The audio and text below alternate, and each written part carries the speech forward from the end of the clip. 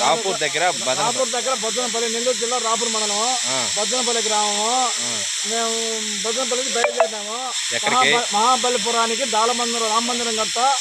రామ మందిరానికి మహాబలిపురం బయలుదేరి చిత్తూరు దగ్గర దిగి సుబ్రహ్మణ్య స్వామిని బాగా బ్రహ్మాండంగా దర్శనం చేసుకున్నాము. ఆ తర్వాత కాశీపురం వచ్చాము. కాశీపురంలో కామాక్షి దేవి బ్రహ్మాండంగా మేము దర్శనం చేసుకున్నాము. ఆ నుంచి మహాబలిపురం వచ్చినాము.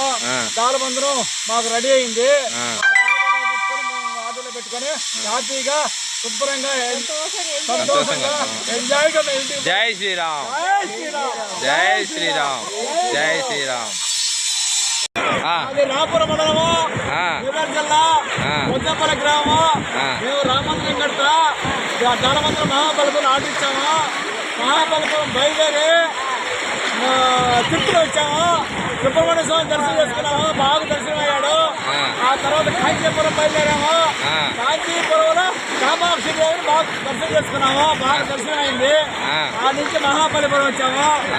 దానమందిరం రెడీ అయింది. దానమందిరం ఆటోలో పెట్టుకున్నాము. మళ్ళీ మహాబలిపురం బీచ్కి పోయాము.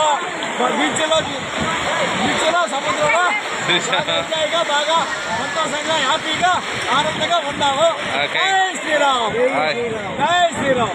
బయలుదేరుతాం మా ఊరికి బయలుదేరేస్తున్నాము. ఓకే ఫ్రెండ్స్, చూశారుగా మన పార్టీలో ఈరోజు వచ్చేసి వాళ్ళని దర్శనం ఎలా జరిగింది ఏంది అన్ని విశేషాలు మొత్తం చెప్పారు కదా. మనం అక్కడి నుంచి దర్శనం ఇప్పుడు తిరుపతిని కాంచీపురం చూసుకొని మహాబలిపురం పోయి విగ్రహాలు పెట్టుకొని బీచ్ పోయి మొత్తం తిరుక్కొని వస్తే ఈ టైం అయింది ఫ్రెండ్స్. మనకు దగ్గర ఇంటికి రాపూరు పోయేతలకి 1 గంట అయిపోద్ది ఫ్రెండ్స్.